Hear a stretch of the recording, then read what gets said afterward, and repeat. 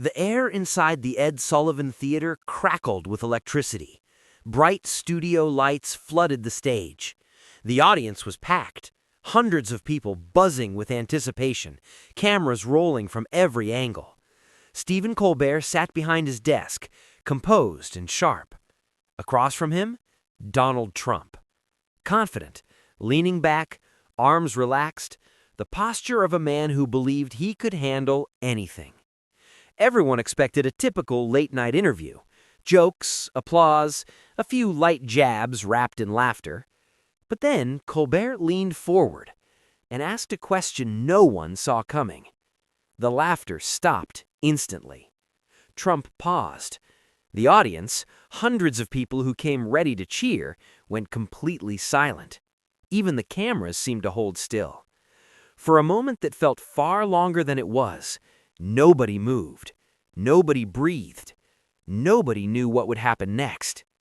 What unfolded in those next few minutes would become one of the most talked about moments in late-night television history. But to understand why that silence hit so hard, we need to go back to the beginning. We need to understand how two of the most powerful personalities in American media ended up sitting across from each other on live television, and what happened when one of them finally said what nobody else would. Stephen Colbert didn't become a household name by accident. He built that reputation carefully, deliberately, over decades.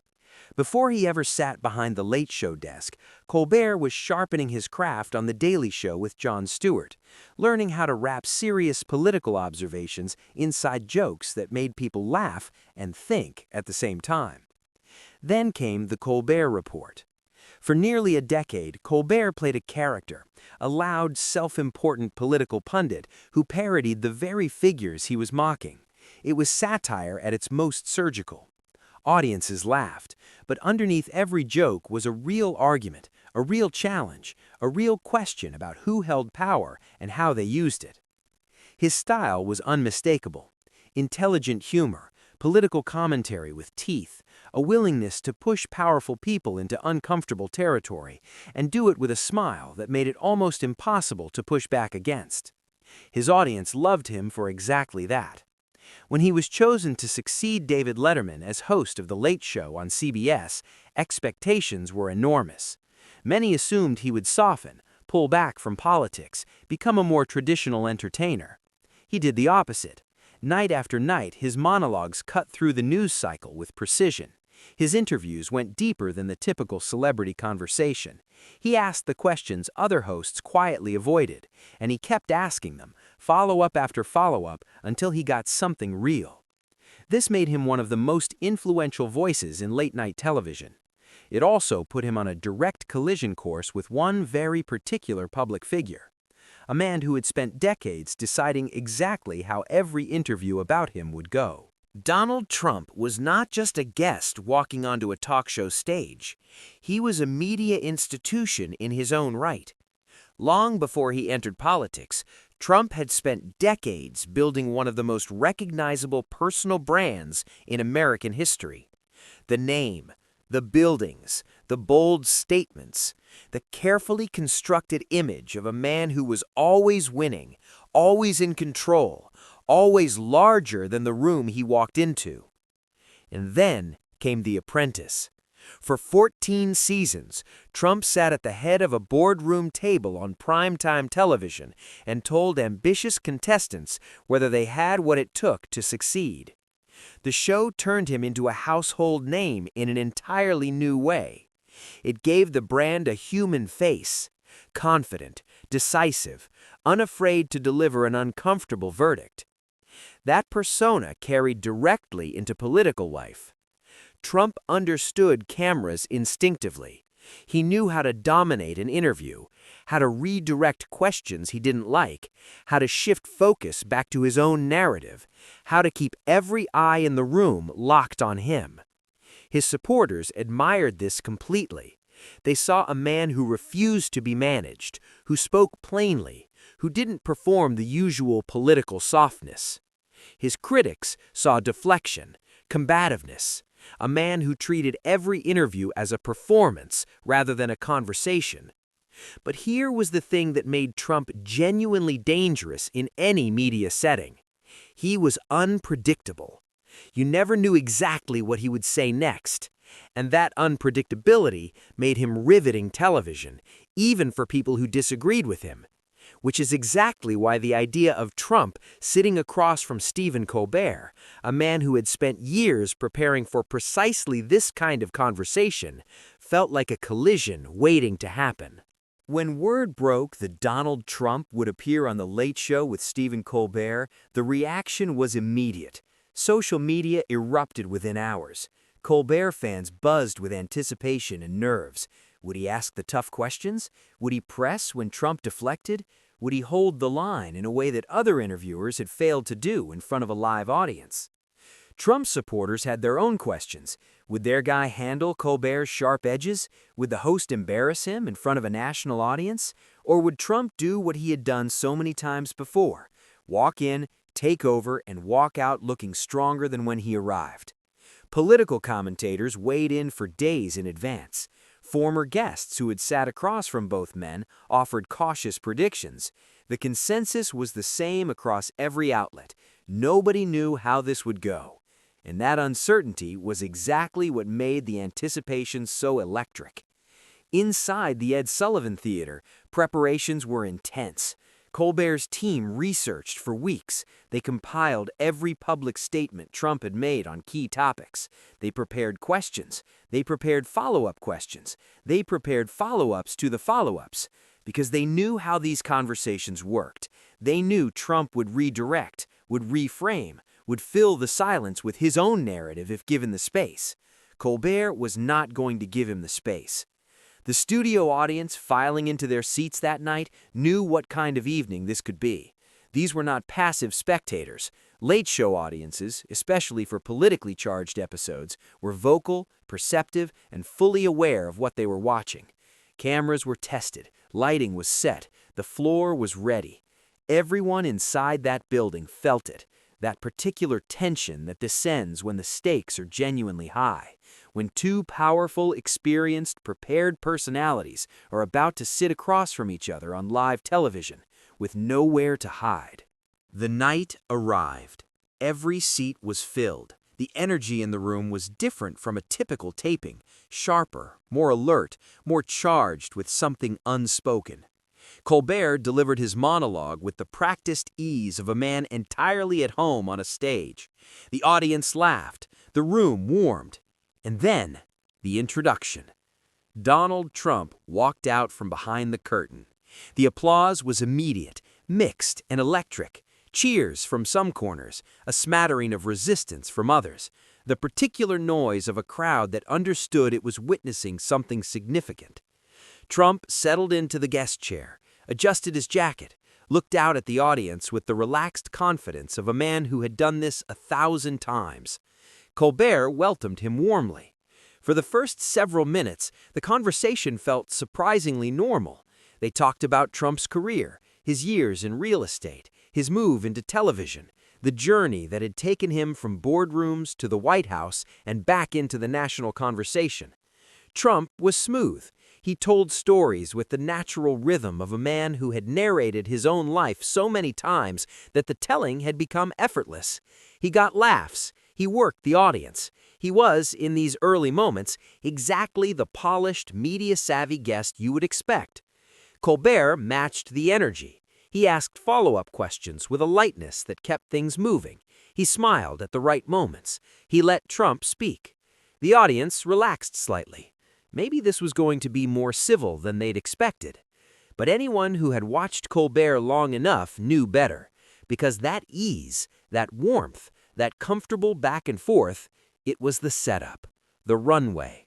And slowly, almost imperceptibly, the questions started changing. More specific, more pointed, the follow-ups sharper, the tone quieter, in the way that quiet can sometimes be more dangerous than loud.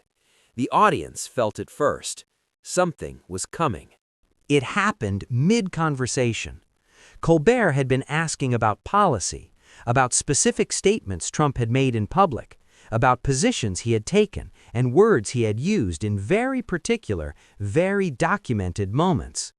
And then Colbert paused. A deliberate pause, the kind that is not accidental, the kind that tells a room, pay attention, what comes next matters. He looked directly at Trump and asked the question. It was built on specifics. It referenced something Trump had said publicly. It referenced what had followed from that statement. And it asked, plainly, without decoration, whether Trump stood by it, and if so, how he reconciled it with something that directly contradicted it. The laughter drained from the room instantly. Not the polite quiet of an audience waiting for a punchline. The deeper quiet of a crowd that has just realized the rules of the conversation have changed. Trump's expression shifted, barely visible, but it was there, the automatic recalibration of a man processing something he had not fully anticipated. He answered confidently. He reframed the question. He pivoted to broader themes. He reached for the narrative he preferred. But Colbert was already ready for that, because the moment Trump finished, Colbert followed up immediately. Sharper this time, more specific. He took Trump's reframe and, calmly and precisely, walked it back to the original point. Dates, quotes, documented outcomes, the kind of detail that is very difficult to wave away in front of a live audience. The studio atmosphere changed completely. The playful tone was gone. People in the audience leaned forward. This was no longer entertainment in the traditional sense. This was a real exchange, unscripted, unfolding in real time, live, and it was only going to get more intense. Trump pushed back. Of course he did. That was always his approach under pressure. Lean forward, not back. Don't retreat, don't concede. Reassert with force and let the momentum carry you through. He made his case strongly. He appealed to his record. He challenged Colbert's framing. He questioned the premise of the line of questioning entirely. It was a skilled counter. Under ordinary circumstances, against an ordinary interviewer, it might have shifted the momentum entirely. But Colbert didn't interrupt, didn't raise his voice, didn't reach for a joke to break the tension and give Trump room to breathe. He simply listened, and when Trump finished, he nodded, the deliberate nod of someone who has heard the argument and is already 3 moves ahead. Then he asked another question, quieter than the others, more patient, not an attack, a scenario, a simple, specific question that placed Trump's stated position against a documented outcome and asked him to reconcile the two. The audience reacted in layers. Some laughed, the nervous laugh of people releasing pressure they didn't know they were holding. Some applauded, genuinely, the kind of applause that means something landed. Others sat perfectly still, watching with complete attention, not wanting to miss a single word. Trump responded again, still confident, that never left entirely, but there was something different in the rhythm now, a slight change in pacing, the almost imperceptible sign of a man who is recalculating in real time. Colbert pressed once more, not aggressively, never aggressively, with calm, with patience, with the quiet, persistent curiosity of someone who trusted the audience to reach their own conclusions from what they were witnessing. Back and forth, claim and counter, question and response. And then Colbert said something, one line, quiet, almost understated, and the entire studio went silent. This was the moment. Not a devastating punchline, not a dramatic accusation, not the kind of sharp remark that gets clipped for pure shock value. Something more unusual than any of those things. Colbert made an observation, grounded, direct, and impossible to dismiss, that connected every thread of the previous several minutes and arrived at a conclusion that was, in its simplest form, undeniable. It wasn't a question, it wasn't an attack. It was a statement of truth, delivered quietly and without performance. And the audience, hundreds of people who had come ready to laugh, ready to cheer, ready to be entertained, had no immediate response to it. Because sometimes the truest things are the ones that take a moment to land. Trump paused, Just a beat, just one single beat where the automatic response didn't come. And in that beat, in those 2 or 3 seconds of silence in a room full of people and running cameras, something remarkable happened. The performance disappeared. For just a moment, the carefully constructed personas fell away. The media veteran and the political entertainer were just 2 human beings sitting across from each other under the full glare of a live broadcast.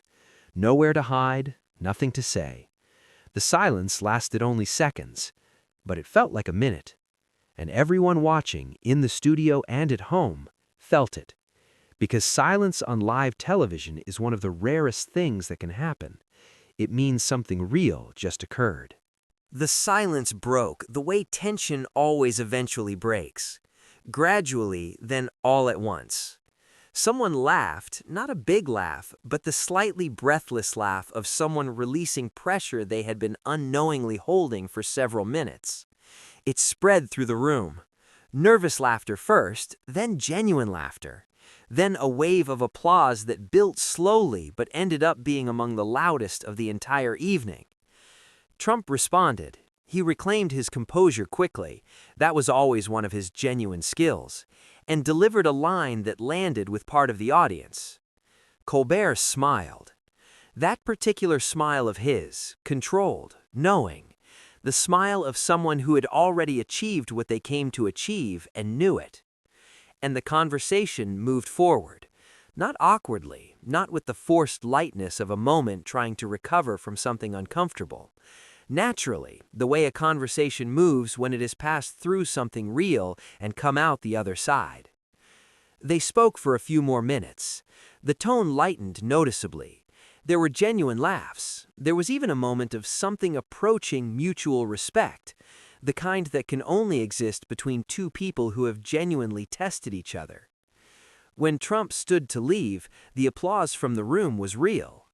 And as he walked off stage, every single person in that audience was already processing what they had just watched. Because they knew, instinctively, immediately, that the clip the world was about to see was not the funny moments. It was the silent one. The clip was online before the episode even finished airing on the West Coast. Someone had recorded it. Someone else clipped it directly from the broadcast. Within an hour, multiple versions were circulating across every major platform simultaneously. The reaction was immediate and enormous. Comment sections flooded, thousands of responses within minutes, hundreds of thousands within hours. People were not passive about what they had seen. They had opinions, and they were sharing them at full volume. Colbert supporters were effusive. They called it one of the sharpest interview moments in recent television history. They shared the specific exchange with context, without context, in highlight reels, in reaction videos, in threads that stretched for hundreds of replies. Trump supporters pushed back. They argued Colbert had been unfair, that the audience was biased, that Trump had handled himself well under pressure and wasn't being given credit for it. They made their own clips. They circulated the moments where Trump had landed his own strong responses. News networks aired segments analyzing the exchange. Political commentators dissected it from every angle. Media critics wrote about what it revealed about the state of late-night television, about the increasingly thin line between entertainment and political accountability. By the end of the week, the interview had been viewed tens of millions of times across all platforms combined. It had become, without anyone planning it, one of the defining media moments of the season. Not because of who won, not because of which side the clip favored, but because something genuine had happened on live television. And in an era where everything is produced and optimized and managed, genuine moments are the ones that stop people cold. Step back for a moment and consider what actually happened in that studio. A comedian asked a former president a direct, specific, documented question on live television and kept asking it, calmly, when the first answer didn't hold up. That's it. At its most basic level, that is what occurred. And yet it became a national conversation. Why? Because that kind of directness, unscripted, unmanaged, in real time, is rarer than it should be. Political interviews on traditional news programs are carefully controlled. Guests arrive with talking points. Interviewers know the invisible limits of how hard they can push. The format creates friction, time constraints, commercial breaks, the unspoken pressure to keep things civil and moving. Late-night television operates differently. The format is looser. The expectations are different.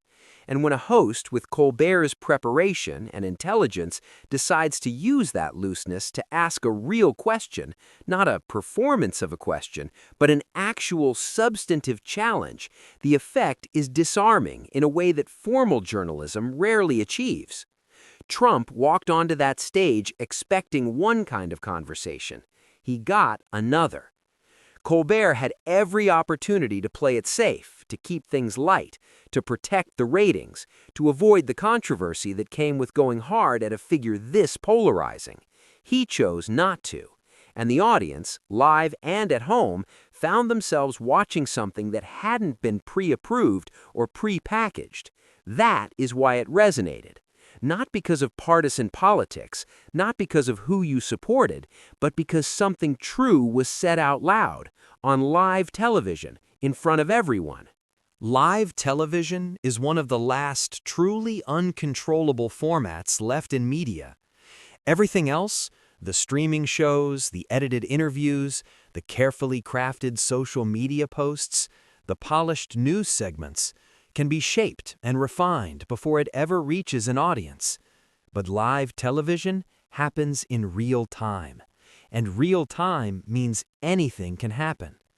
What occurred between Stephen Colbert and Donald Trump that night was a reminder of exactly that.